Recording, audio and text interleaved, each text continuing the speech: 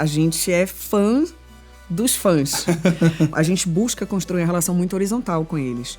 Assim, a gente já fazia isso nos outros projetos. Acho que no Club Renaissance com a Beyoncé foi o ápice da gente mergulhar no universo, né? Os fãs dela são tudo.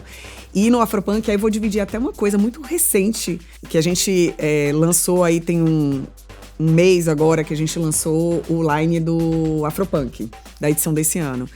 E a gente já tinha, enfim, mapeados algumas artistas internacionais que a gente queria trazer e tal. Mas a gente abriu sempre, a gente está sempre atento ao que eles estão dizendo, o que eles estão querendo. E não necessariamente, às vezes, são os fãs do festival, mas eram fãs dessas artistas. E a gente foi se aproximar deles. Pra você ter ideia, eu liguei pessoalmente para os administradores das contas, das principais contas brasileiras, dessas artistas que a gente estava mapeando para conversar.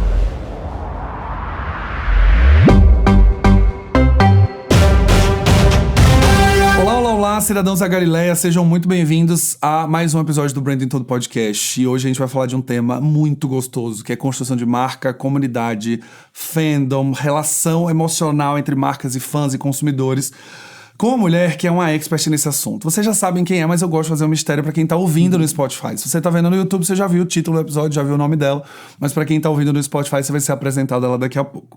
Ela é fundadora e CEO da IDW, uma empresa de entretenimento e conteúdo por trás do Afropunk, o maior festival de cultura negra no mundo. Foi produtora da única edição do Clube Renaissance. Sabe o que é Clube Renaissance? Da nossa querida Beyoncé. Você sabe disso. Você que é Bey-Fans, Beehive já sabe. Foi o único na América Latina. Trouxe a Beyoncé a Salvador. Criou experiências exclusivas para fãs da Miss Lauryn Hill. Gente, para poucos, né? No Brasil e na África do Sul, e recentemente lançou a Arraiá do Brasil, que é uma plataforma de cultura junina para escalar esse fenômeno. Ela que é baiana retada, companheira de região nordestina como eu. Seja bem-vindo, Potira. Muito obrigada, Galila. Eu tô muito feliz de estar aqui. Ai, vai ser muito bom esse papo de hoje. Vai sim. Potira Lavor. Chique, né? De onde vem Lavor? Então, é um mistério, mas assim, tem uma parte que diz que é italiano, é francês, mas eu não sei ao certo. Eu sei que eu sou Potira, com um nome 100% brasileiro. É isso. Potira, pra gente começar, você tem uma experiência gigantesca nesse mercado de eventos, entretenimento ou comunidade. Sim. Né? E você fala geralmente que a forma como a gente faz as coisas importa mais do que o que realmente você está entregando na ponta. O Simon Sinek fala muito isso, né? As pessoas compram o porquê e não o como, ou como o que lá na ponta, né? É muito mais o que você tem. Então, nesse mundo de entretenimento, a gente está vendo que não é mais só comunicação. Fazer entretenimento hoje é uma estratégia de marca. Retenção, construção de preferência. Então, para começar, o que está transformando hoje, o que transforma, de fato, uma experiência num ativo de marca? Muita marca quer fazer evento, mas pouca marca quer fazer experiência. Como é que a gente faz isso? Como é que começa nesse lugar? Olha, eu acho que primeiro a marca precisa ter um entendimento muito claro de quem ela é, né? E do que é que ela está desejando e como é que ela quer se relacionar com essa comunidade. Porque não é só estar em vários eventos ou ter uma grande exposição de marca, mas a experiência, ela vem para criar vínculo, né? Então, para você criar vínculo, é preciso verdade, autenticidade, que é a palavra do momento, né? Autenticidade e continuidade.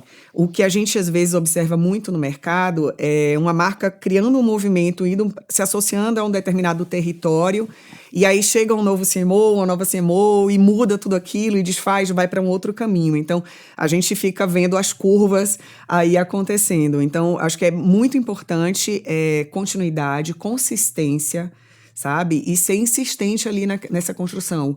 Quando você está falando de experiência ao vivo e relacionamento com marca, não é do dia para a noite. Não é um evento que vai te garantir isso. Então, é fazer isso de uma forma contínua e consistente. E é difícil, né? Quando você falou um ponto que acho que eu já gravei já estamos no episódio 180. Acho que eu já falei isso. Viu? Muito bom. São quase 3 anos gravando e eu tento lembrar das entrevistas, né? Eu falo muito sobre isso. Você trouxe um ponto que eu acho que é importantíssimo, que a gente reforça aqui. Eu, às vezes, falo que gestão de marca no Brasil é meio gestão pública. Trocou o prefeito, troca tudo. Trocou o governador, troca tudo, né? Todo mundo quer ser pai de alguma coisa e quando você chega na cadeira, você meio que quer desfazer um pouco o trabalho anterior de alguma maneira. Exato. E, ao mesmo tempo, o princípio de construção de experiência de marca, ele envolve consistência. Exatamente. Que é a repetição. E a gente, no mercado de trabalho, não é premiado por repetir nada, né? Se você chegar e falar, vou fazer o mesmo evento que eu fiz ano passado, durante 10 anos, que a Potira organizou, então a minha gestão ela é falha, porque eu tô copiando o que ela fez, ou eu não sou inovador. O mercado me vê como uma pessoa que, só tá dando continuidade a alguém que já fez por ele, Verdade. né? Como é que você está encarando? Você falou que isso é muito importante. Eu acho que você tem clientes que você tem que convencer, né? De que a consistência é importante, que a repetição das mensagens é importante. Dá uma dica para quem tá ouvindo aqui, como é que é essa conversa? Olha, a gente tem muitos nossos projetos, então, e tem marcas que estão com a gente já desde o dia 1 da empresa, assim, desde o início da empresa, né? E essas pessoas que estão dentro das empresas vão mudando. E a gente tem que fazer o pitching de novo, explicar o projeto, e a gente é muito detalhista nos produtos que a gente está associado, porque a gente vai realmente um pouco mais a fundo ali, profundamente, trazer um pouco, trazer talvez à tona, assim, coisas que você está vendo por fora de um projeto, de um festival, e que não são vistas muito diretamente, que a gente precisa trazer esses bastidores para que a marca caminhe junto com a gente e saiba como está fazendo essa construção.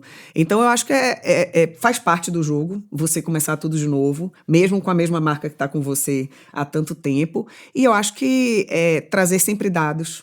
Então, assim, contra fatos não há argumentos. Sim. Né? Então, nos nossos produtos, a gente às vezes trabalha, especialmente no Afropunk, por exemplo, que você citou. A gente ouve muito, mas é um projeto de nicho. A gente fala, mas é a maioria da população brasileira, que nicho é esse? Nicho de 56% da população? Nicho de 56% da população brasileira. Sim. Ou então, é um projeto regional. E a gente fala, não, ele é um projeto global que acontece fora do eixo econômico do Brasil. Né? E a gente está justamente fazendo uma transformação conjuntamente com as marcas que estão com a gente. Então, eu acho que faz parte a gente repetir. Eu acho que ter, no nosso caso, né, partindo da nossa visão, ter muito claro dados, e a gente, na IDW, a gente persegue muito, investe muito em pesquisa e dados no entretenimento, que é um mercado que ainda não tem tanta pesquisa quanto poderia e deveria. Investir em pesquisa não é barato, né, aqui no Brasil, mas é fundamental. Então, acho que ter dados, ter argumento e ter um conceito muito claro para que você possa estar sempre trabalhando. E eu acho que, do outro lado, conseguir engajar, porque a gente precisa engajar as pessoas o tempo todo, inclusive os nossos parceiros, né, as marcas. Então, engajar as marcas naquele projeto e fazer com que elas também se sintam seguras para atuar e se relacionar com um produto que para elas pode ser novo, né? Então acaba que vocês também são guardiões dessa história, né? Sem dúvida. Então é quase como, trocou o CMO, é quase uma obrigação de vocês relembrá-lo de tudo que já aconteceu. Exatamente. E segurar essa rédea, porque senão ela tem chance de mudar, né? Exatamente. A gente está sempre fazendo esse recap e traz todo o histórico. Então, assim, nossos reportes pós-evento, que vão especificamente para cada marca que está com a gente, eles são bem densos, mas a ideia tá tudo ali acessível e a gente sempre está fazendo esse recap quando necessário, porque não só a gente tem um cuidado com a comunidade dos nossos projetos, mas com as marcas que estão com a gente também, né? A gente trabalha também para que elas também tenham um excelente resultado, atinjam os objetivos, façam uma construção verdadeira nesse processo. Então, a gente está ali, de mãos dadas o tempo inteiro, com a marca, com os parceiros, as agências que trabalham com a marca. Então, a gente tem muito esse cuidado. Para garantir, né? Eu digo que a gente são os Avengers do branding, né? Que a gente fica ali o guardião, tipo, não mexe nisso aqui, por favor. Vamos manter a consistência disso. Até para proteger, às vezes, algum caminho que a marca pode tá decidindo ir, mas não conseguiu visualizar um outro lado, e a gente traz alertas também, olha, não é por aí, faz assim. A gente chega até, Galileu, a sugerir, por exemplo, a gente roda o Brasil, são os nossos projetos, e a gente tem por princípio trabalhar só com fornecedores e com talentos locais, por onde a gente passa, porque isso gera transformação, isso deixa legado. Então tem o nosso time e a gente vai rodando esse Brasil fazendo isso, e a gente faz a sugestão para todas as marcas que trabalham com a gente que façam o mesmo. também, assim, contratem fornecedores locais, contratem talentos locais, invistam ali, porque vai deixando esse legado e isso fica, né? E é muito louco, porque parece meio óbvio, né? Se eu sou uma marca que atuo, né? Meu escritório tá em São Paulo, e eu vou fazer um projeto em Salvador, nada melhor do que as pessoas que trabalham, moram e vivem em Salvador para executar aquilo, né? Não, sem dúvida, mas aí é porque tem todo o bastidor, onde às vezes a marca tem uma agência que tem uma atuação nacional, mas que já tem um pacote meio que Formatado, pronto né? ali e de alguma maneira vai replicando isso, que óbvio que é importante manter o conceito, mas dá pra gente fazer isso. Às vezes dá um pouquinho mais de trabalho, mas o resultado é tão melhor. Sabe? Esses dias eu recentemente fui no SXSW de Londres e tava o VP da Coca-Cola. Ele falou, cara, como é que uma marca que tem 130 anos e consegue fazer uma atuação no mundo inteiro com muita consistência, né? Sim. Você não vê uma coisa que, ai, poxa, isso não tem nada a ver Tá com a Coca-Cola. estranho, né? Tá Isso aqui. associado. Sim. Então, ele falou muito de disciplina, né? Até disse que, parafraseando, a gente brincou, o Renato Russo, né? Que disciplina é liberdade. Então, é você ter ali, ser tão disciplinado que isso vai te dar liberdade para inovar sem se perder. É isso. Eu falo da gestão pública porque acaba que, assim, já trabalho com isso há 15 anos, a gente tem muito contato com fundadores, às vezes contato com os VPs que não são donos, né? Não são as pessoas que fundaram.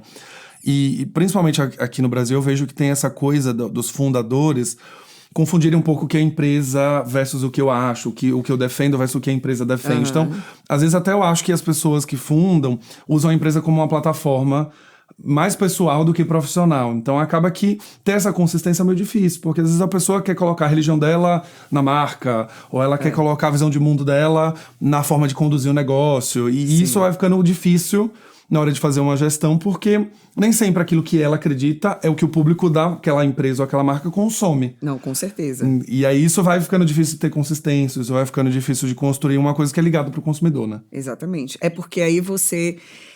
quando a marca tem que entender que ela é coadjuvante da sua comunidade.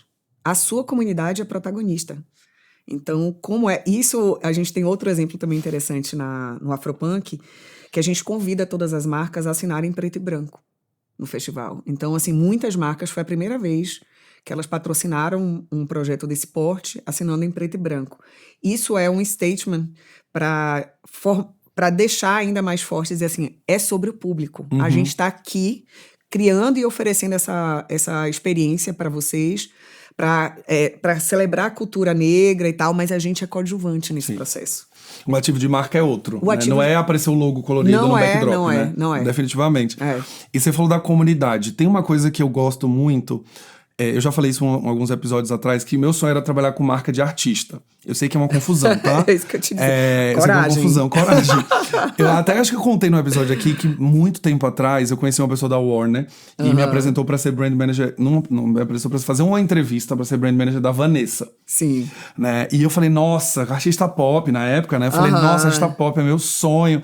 Vou fazer um trabalho. Imagina, colocar pesquisa, colocar estratégia, fã. Gente, fã compra tudo, fã é fã, assim, não é consumidor. Consumidor você tem que convencer, você tem que ter uma oferta de custo-benefício boa, depende da situação financeira naquele momento, depende da tendência. O fã é fã. O fã é fã. A música pode ser ruim, mas ele fala, não, ela inovou, eu vou comprar, eu tô lá no show. E eu queria falar um pouco com vocês sobre fandoms também, porque se no final o Afropunk é sobre a comunidade, sobre as pessoas que estão celebrando a cultura negra, e tem ali muitos fãs de artistas, né? E como ele não é consumidor, porque ele vai defender e se identificar, como é que as marcas... O que você diria para as marcas entenderem essa lógica entre consumidor e fã? O que é diferente? Quem vai pro Afropunk lá, bate carteirinha todo ano, e que tá ali no front, como é que é essa relação? Sim, olha, a gente é fã dos fãs. Na IDW a gente tem uma relação... A gente busca construir uma relação muito horizontal com eles. Então, assim, a gente já fazia isso nos outros projetos. Acho que no Club Renaissance com a Beyoncé foi o ápice da gente mergulhar no universo, né? Os fãs dela são tudo. E no Afropunk, aí vou dividir até uma coisa muito recente, que a gente lançou aí tem um mês agora que a gente lançou o line do Afropunk, da edição desse ano. E a gente já tinha, enfim, mapeados algumas artistas internacionais que a gente queria trazer e tal. Mas a gente abriu sempre, a gente está sempre atento ao que eles estão dizendo, o que eles estão querendo. E não necessariamente, às vezes, são os fãs do festival, mas eram fãs dessas artistas. E a gente foi se aproximar deles. Pra você ter ideia, eu liguei pessoalmente para os administradores das contas, das principais contas brasileiras, dessas artistas que a gente estava mapeando para conversar. De fandoms, né? Agora do QG lá. Falei, eu queria te ouvir, eu queria entender e tal, porque isso para mim, primeiro que eu amo fazer isso, e segundo, eu acho que eu tô ali pegando uma informação tão quente, eu consigo sentir a temperatura, eu consigo perceber nuances que às vezes numa pesquisa geral eu não vou ter também. E aí a gente fez, eles estavam fazendo um movimento para trazer a Kehlani no Brasil. E a gente viu tudo isso, e a Kehlani já estava no radar do festival. A gente, cara, vamos com eles.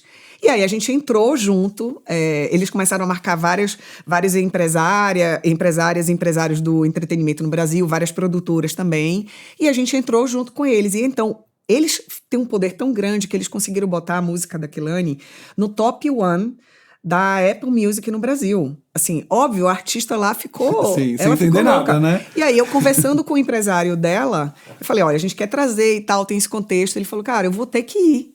Assim, a gente vai ter que ir pro Brasil, assim, a gente precisa respeitar. Isso foi muito interessante, como ela também, enquanto artista, entendeu a importância disso. Ela tá fazendo uma turnê enorme.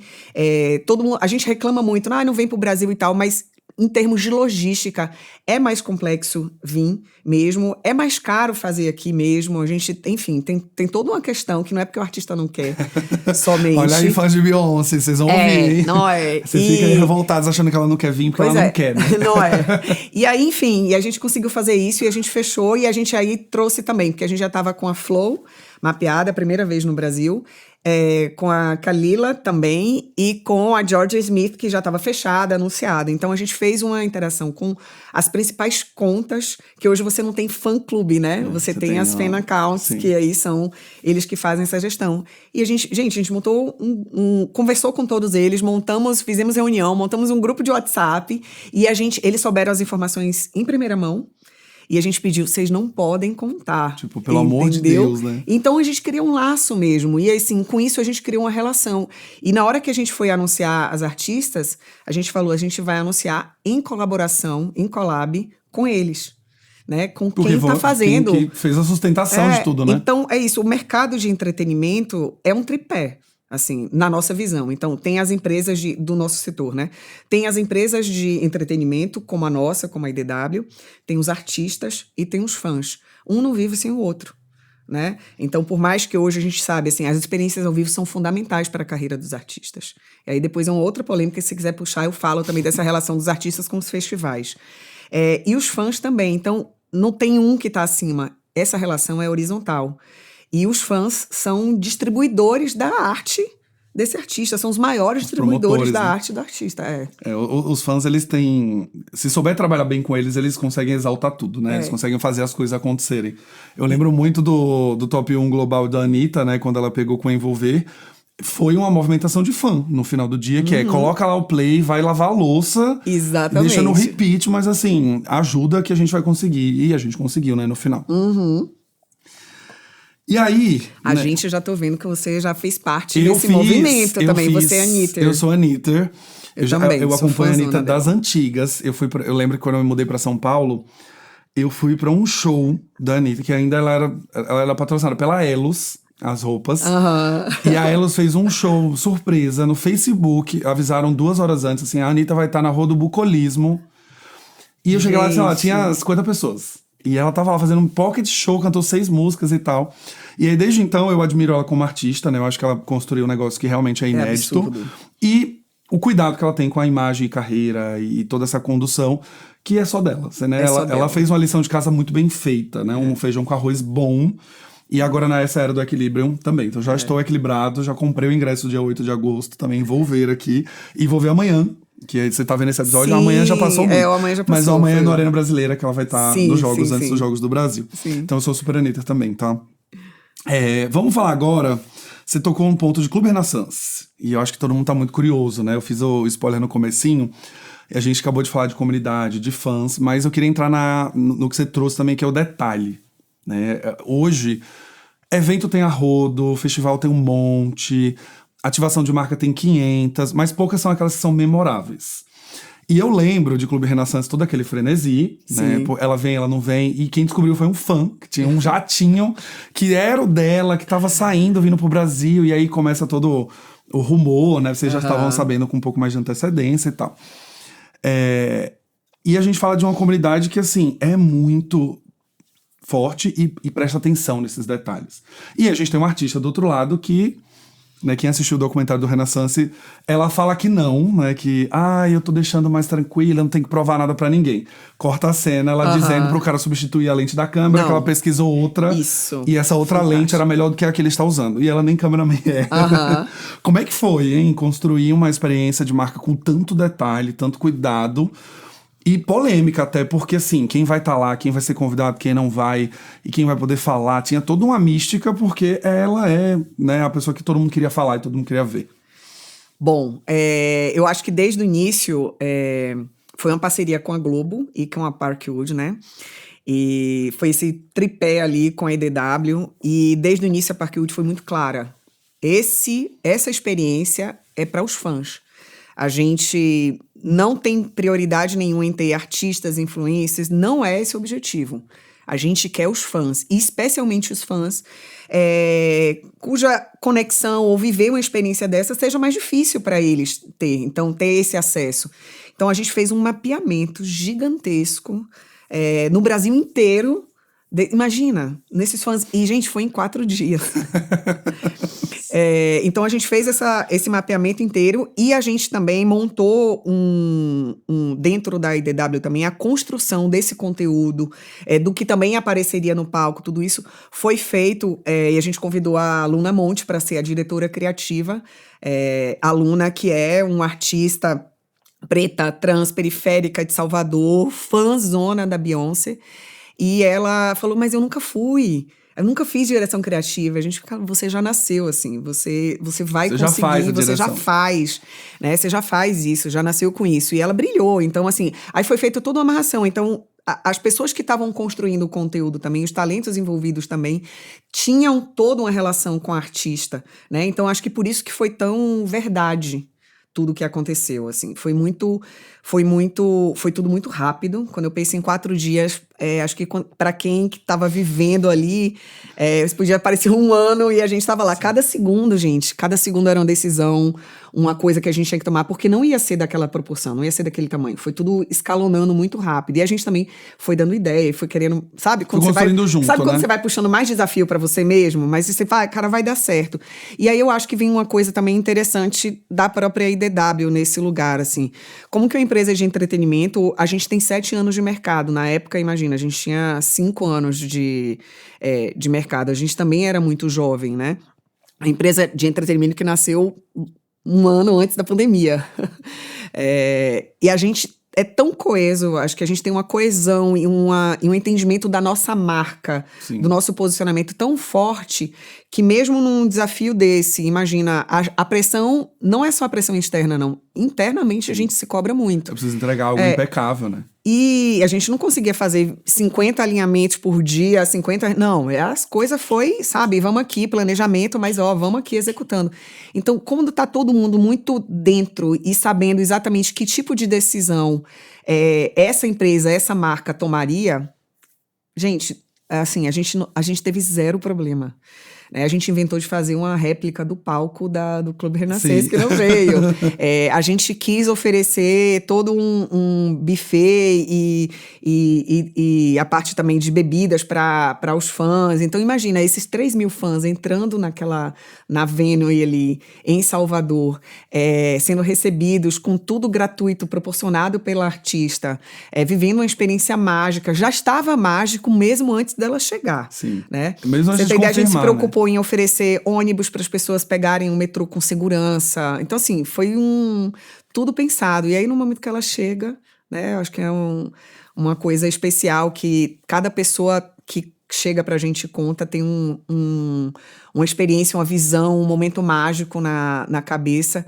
Mas aí também, eu acho que a gente vê também um artista muito consistente, né? Então, consistente e com uma forte relação com os fãs dela, com a comunidade dela. Ela veio para eles, né? Ela pegou um jato, tantas horas lá e veio para eles. Sim. Veio para eles, por eles. Então, foi uma aparição lá de 10 minutos, mas que é isso, assim, um super presente. E valeu por uma memória de anos depois, né? E pra gente foi uma super lição. Foi uma super lição pro que aparece, que é essa relação com os fãs, que eu acho que é um artista como a Anitta também, que tem uma relação muito honesta e transparente com os fãs dela, né?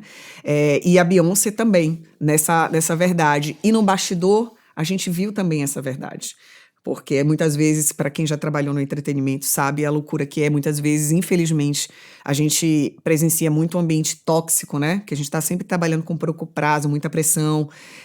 Mas a gente tem uma forma de fazer e a gente viu a Parkwood trabalhando exatamente nessa mesma linha, né? Com alta competência, nível de exigência lá em cima, mas muita humanidade e transparência nessa relação. E também uma empresa liderada por mulheres, assim como a nossa. Então, a gente se viu ali. Sim. E a gente estava passando por um momento de empresa onde a gente estava se questionando muito. Será que a gente tem que fazer isso? Será que a gente tem que seguir um pouco o mercado? Porque a gente tem uma forma muito própria de fazer. E a gente viu, não. A gente está muito certo no que a gente está fazendo. A gente só precisa ter o cliente ou o fornecedor certo para atuar com a gente, né? Exato. E teve alguma coisa que se você possa contar, claro, de obsessão de detalhe, que no meio do planejamento veio uma obsessão assim, a gente tá preocupado com a fita que passa embaixo do cabo, assim, se você pode contar alguma curiosidade que você lembre? Sim, a gente tem a obsessão de detalhe, mas teve uma coisa, assim, isso eu acho que, eu não sei nem se eu comentei isso já, acho que talvez seja a primeira vez que eu fale. Que bom. A Beyoncé queria muito trazer o René, né? O cavalo, né? E, enfim, ela ia trazer mesmo o cavalo, sabe? Então, a gente já tinha pesquisado como é que ia ser essa logística, onde a gente ia armazenar. A gente já tinha conectado com pessoas que trabalham com obras de arte, porque ia ser um tratamento muito similar e tal. Enfim, no fim das contas, não foi possível. E aí, a Parkwood estava muito frustrada que não ia ter o cavalo. Eu falei, não, a gente vai entregar esse cavalo. Eu nem que eu vá buscar. A gente vai, de alguma forma possível, entregar esse cavalo. E a gente lidando com 1000 coisas, porque imagina, 4 dias. Primeiro que no dia 1 não ia ser esse evento para 3.000 pessoas, ia ser só uma ação no cinema. Então a gente foi escalonando muito rapidamente tudo. Então era uma festa para 3.000 pessoas, com tudo gratuito, com show, com a banda de Dá, com a apresentação da Luna, com ballroom, com tudo isso, cenografia, luz, som, palco, convidados, toda uma estrutura que a gente também ofereceu para que a TV Globo pudesse trabalhar com tranquilidade. E do outro lado também, todo um outro lado de segredo, de segurança, de tudo, de logística, de relacionamento com os órgãos públicos da cidade, para proteger e fazer a vinda dela. Enfim, tudo isso eu falei, a gente vai entregar esse cavalo. Com pouca coisa para fazer, né? A gente ainda quer mais no final das contas, a gente conseguiu fazer meio que uma peça digital com hologramas de lá e o cavalo estava lá, presente. E aí foi quando a Justina, depois que tudo passou, a Justina, que é a vice-presidente da Parkwood, ela falou assim, olha, eu já estava vendo que vocês eram muito, muito boas, assim, mas o que me pegou foi que no meio daquilo tudo, vocês ainda conseguiram atender e entregar, e eu não estava exigindo isso. Falei, é porque a gente quer o máximo, né? Então, aquela coisa, não sabe que é impossível, aquela coisa vai lá e faz. E eles viram o comprometimento da entrega, né? Eu acho que vocês estavam muito obcecados em gerar realmente essa experiência legal. Sim. E que pra você fazia todo sentido se esforçar pra esse cavalo aparecer de alguma maneira, né? E isso é reconhecido pelos fãs do outro lado, né? O consumidor sente isso. E a gente tava, Galileu, que eu acho que é uma coisa importante pra quem trabalha com entretenimento, com artista, com esse universo, você não é artista, tá? Assim, tipo, você não é artista, você é um trabalhador do entretenimento. Então, eu digo, eu trabalho todos os dias para cada pessoa que pisa o pé em cada um dos nossos projetos, que entra ali no portão e pisa. Então, a gente estava lá muito assim, a gente está trabalhando para que esses fãs, para atender, obviamente, o desejo da artista, Mas, especialmente, assim como ela também estava trabalhando para os fãs. Então, estava todo mundo muito assim, o foco são eles. Então, o que é que a gente pode tornar mais especial? Então, a gente estava obcecada por esse detalhe para que eles tivessem essa experiência E mesmo. criar essa memória, né? Sim. Eu fui esses dias numa ação que o Spotify fez no Brasil para os fãs do BTS.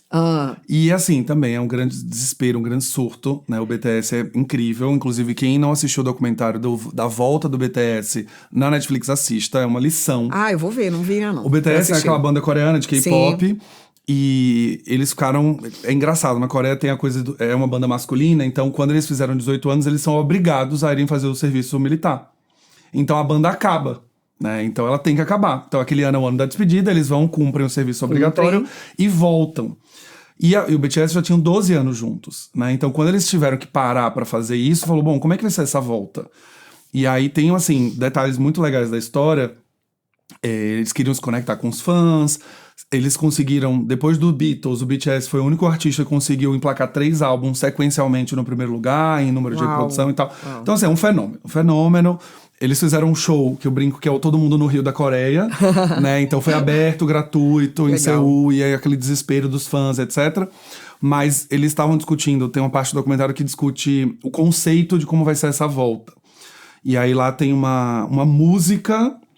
que chama Arirang, que é uma música que foi cantada, foi composta pelos primeiros artistas coreanos que se mudaram para os Estados Unidos e foram fazer a primeira faculdade, tá? Os primeiros coreanos se formaram nos Estados Unidos e eles construíram uma música, enfim, essa música virou como se fosse um hino coreano.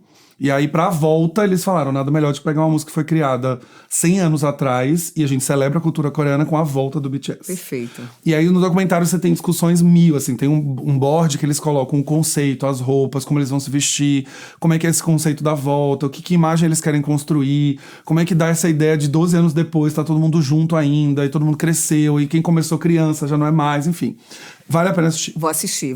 E é incrível como eles projetaram o país e a cultura, né, da Coreia para o mundo mesmo. E aí, assim, isso é uma coisa que é muito legal, porque a popularidade do K-pop é um pedido do governo coreano, né? Então, é um produto de entretenimento incentivado, tem dinheiro envolvido, tem uma promoção disso para trazer os olhares para a Coreia. Eu fico sempre fazendo um paralelo com o Brasil, sabe? Como a gente ainda tem uma lacuna enorme de tudo que a gente poderia fazer. De cultura e turismo, assim, a gente tem tudo, assim, é absurdo o que a gente tem. E a gente não consegue fazer esse trabalho estruturado, porque exige o quê? Uma visão também de longo prazo. Sim. Não dá, essa construção do K-pop, eu lembro que eu vi um relatório em 2014 ou 15 falando o K-pop vai dominar o mundo nos próximos 10 anos. Porque já existia um movimento governamental para fazer isso acontecer. A base estava ali, né? E é uma explosão. Eu fui na Coreia e, assim, é um negócio de maluco. As pessoas são loucas, enlouquecidas. É realmente um produto cultural. As pessoas gostam mesmo. E aí, quando eles usam essa música do Arirang, é justamente isso. Porque, assim, pensa um artista falar, o hino do Brasil é Evidências. E aí, a gente vai fazer uma música daqui a 20 anos... sobre aquele hino que marcou e todo mundo conhece. Então, sim, foi conexão imediata com a cultura coreana. Imagina. E um respeito à história. Então, tem todo um cuidado. Tudo muito amarradinho, né? É muito legal. E a experiência do Spotify no Brasil foi também a mesma coisa, assim. Era pra promover o lançamento do novo álbum, que era esse retorno. E tinha uma série de ativações e foi exclusiva pros top fãs do Spotify, aquele 1% que escuta. E é uma loucura, porque eu fui num dia e, assim, as pessoas cantando as músicas em coreano. Assim, isso pra mim é um negócio, tipo, como é que as pessoas aprenderam, né? Tipo, e elas estão cantando a música inteira. Tinha um momento que era um professor de dança. Mas, gente, a gente brasileiro, a gente é inacreditável também, né? Sim. Quando a gente é fã, a gente é fã, A gente né? é fã. Eu fui formado na Escola RBD de espanhol. Ai, ó. Na Escola RBD de espanhol, eu, obviamente, sabia cantar todas em espanhol. E quando eles lançaram em português, eu fiquei com raiva. Eu falei, não, a gente sabe cantar em espanhol. Pra que você tá lançando em uma tradução? Né? Mas era mais pra alcançar ainda mais gente. Pô, Tira, a gente pode ficar aqui 1000 horas, tá? Sim, mas eu preciso... eu ficaria também, mas vamos. Vamos aqui, falando de futuro agora, né? A gente olhando pra esse movimento. Você falou muito de autenticidade no começo, falou muito sobre essência, saber o que você é e os seus valores pra realmente construir uma marca única. Ontem eu fiz um vídeo falando que a gente tá caminhando no mundo de padronização. E isso é um fato, né? Existem vários estudos, né? Então, os carros, eles agora são preto, branco e cinza. As roupas, elas são cortes retos, que agrada a todo mundo. A gente tem a inteligência artificial agora gerando textos iguais para todo mundo. Todo mundo fala igual a mesma coisa. Como é que você está enxergando, né, o oposto? Porque ao mesmo tempo que tudo isso cresce, também existe um movimento de volta do ao vivo, volta da experiência presencial. Marcas que já entenderam isso, investindo muito na experiência. A gente tá olhando as marcas de luxo, agora é assim, é fazer parte de um show que ninguém pode ser convidado, só algumas pessoas, ter um clube do livro em algum lugar que você pode fazer parte daquele clube, a Prada abrindo uma cafeteria, que é um lugar em torno de uma comunidade que tá ali para comer, e não necessariamente para comprar produto. Como é que você tá enxergando aqui esse encontro de pertencimento, de ao vivo, que vai ser bom para as marcas, se elas entenderem isso? Eu sou muito otimista e estou muito animada com esse momento que a gente está vivendo. Acho que sempre que a gente está vivendo um avanço tecnológico muito forte, a gente vem com a balança do humano ali também, né? E é isso, a gente é um todo. Eu fico dizendo que também, como a gente não separa também CPF de CNPJ, todo mundo, né? Todo mundo é uma pessoa só, né? É uma coisa só. Eu acho da mesma forma. E eu acho que a experiência ao vivo te traz algo que não volta. Você não é replicável, né? É um momento que você está vivendo, que você está ouvindo o seu artista favorito, ou então conhecendo até um novo artista que te emocionou. Você está com seus amigos, você está com sua namorada, você está... Então, é algo que você está vivendo num coletivo, né? E que não volta, é uma memória única, até o crescimento dos festivais sem celular agora, né? Onde você deixa o celular antes e só pega depois, para que as pessoas estejam ali realmente vivendo aquela experiência. Então, acho que só tende a crescer. E aí eu acho que para as marcas que perceberem o ouro que é você aterrissar um pouco mais aqui e talvez sair um pouco, eu vou dizer assim, de alguma maneira assim, sair de um varejo da experiência e ir para algo que é mais um artesanal, cara, isso não tem preço, sabe? Então, e como é que você faz isso? Quando você consegue, num lugar onde você é uma grande marca, entender que você não está aqui no topo e seu público está aqui. Quando você inverte essa balança e olha um pouco mais de perto, mais desnudo esse lugar, eu acho que é super campeão. E talvez seja isso, talvez não seja a minha logo aparecer mais vezes no telão, não sei o que, não é isso, mas como é que eu crio uma experiência que é absolutamente única e como é que eu mantenho essa consistência também, porque também não adianta você impactar só uma vez. E como é que eu consigo, em todos os canais também, fortalecer essa história? Porque você tem experiência ao vivo, tá junto com o digital, né? Tá junto com a mídia, tá junto com o creator, tá junto com... Isso é um pacote único, né? Então, como é que você faz que esse 360 conte exatamente a mesma história, impacte da mesma forma, mas... eu investiria mais, vou ser suspeita falando isso, né? Mas nas experiências ao vivo mesmo. Então, elas trazem um retorno absurdo. Também no SXSW de Londres, eu participei de uma palestra do Alex Hill, da AAD, e ele falou assim, as pessoas, nas pesquisas, né? As pessoas valorizam muito mais viver uma experiência ao vivo do que ter algo material. Então, esse investimento é único. Inclusive, rejuvenesce, né? Diz que você vive mais tempo, mais feliz, quem vive experiências ao vivo. E o ponto do que a gente viveu de digital, principalmente, a gente trouxe num começo um grande avalanche de todo mundo pode fazer, todas as marcas podem comunicar, o que é ótimo, mas a gente chegou num lugar de saturação que é tão parecido ficar vendo vídeo, ficar vendo banner, que no final participar de uma experiência ao vivo é o que é de fato que constrói, não que o digital não construa, mas você tem ali uma construção que depois você amplifica no digital. Mas para quem tá ali, para quem viveu, para quem soube criar essa comunidade, você vai gerar um efeito de marca muito mais positivo, né? Certamente. E aí eu acho que eu divido também aqui uma experiência para quem também é empresário do setor de entretenimento. Não tenha medo de fazer diferente do que todo mundo está fazendo, assim. Sabe? A gente acaba vendo a maioria dos festivais, os line-ups muito repetidos. Você quase consegue adivinhar o que vai ser. Não tenha medo de... Primeiro, você tem que experimentar, É o famoso MVP, né? Não, que a gente não inova se a gente não experimentar. Então, experimenta, testa e olha para sua comunidade e aprende com ela e se sinta livre para fazer diferente. Sabe? Eu acho que, senão, a gente vai ficar com tudo também, até as experiências ao vivo, extremamente pasteurizadas também. Porque eu como quem gosta de show, festival, tem alguns festivais já que você já perde o interesse, que você fala, cara, a mesma pessoa que veio ano passado, eu já vi esse artista um ano atrás.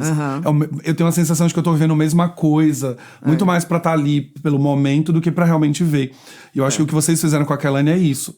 Não é uma artista que é o line-up padrão, que ela tá em todos os eventos, tá em todo lugar. Então, de fato, existe um lugar que você vai falar, putz, ou eu vou no Afropunk ver, ou eu não vou ver.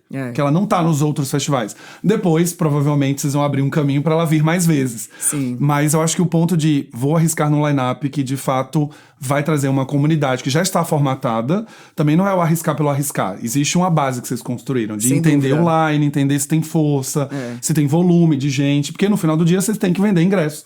As pessoas têm que ir, no fundo, né? Mas vocês têm existe uma cama que vocês podem formatar antes de sair tomando a decisão, né? E aí eu acho que tem, nesse caso especificamente, nesse case aí, eu acho que tem os dois lados. Tem a comunidade do Afropunk, que assim, eu sou fã deles mesmo, porque, assim, e é para eles que todos nós trabalhamos aí 1 ano para entregar a experiência, mas é uma comunidade tão alinhada e tão forte com o festival, que se alguém entra nas redes do festival para fazer alguma crítica, o festival não precisa nem se defender, Os assim. próprios... As pessoas vão e contribuem, são pessoas que têm essa relação horizontal, deram um apelido ao festival, né, chamam de Afri, e aí conversa com o festival mesmo, e dá sugestão, e aí nessa relação também com os fãs dessas artistas, então foi uma união disso daí, e nos deu a gente estava muito seguro para fazer esse movimento. Eu acho que por isso que também bateu tão bem. E aí a gente vê um exemplo da postura da Kelane nisso daí. Ela é uma artista que tem quase 30 milhões de ouvintes mensais no Spotify, é uma grande artista global, e ela estava repostando a coisa dos fãs dela brasileiro, repostou o festival, colocou no feed a divulgação do festival, enfim, assim, ela fazendo coisas de fato, que, infelizmente, a maioria dos artistas que estão nos festivais não fazem. É uma outra polêmica. Se eu quiser, depois eu falo mais sobre isso. Se você quer mais polêmica, comenta aqui pra parte 2, porque a gente grava mais um episódio pra falar só sobre essas polêmicas, tá? E isso é um fato, né? Dos artistas em si, às vezes, só vem aqui pra apresentar e vai embora também. E eu acho que tá tendo uma inversão quando esse artista que já atingiu um grande número no digital, então tá numa ascensão, passa a desvalorizar um pouco esse ao vivo, especialmente nos festivais, porque, assim, artistas para fazerem show solo no Brasil que sustentam grandes casas ou estádios são poucos. E o festival é o momento que você pode crescer sua comunidade, sua audiência, né? E tá dentro de um outro contexto. E eu acho que tá tendo um recuo, assim, dessa valorização da importância do que é um artista estar num line-up do festival. Imagina, a gente vai ter Gilberto Gil esse ano, assim.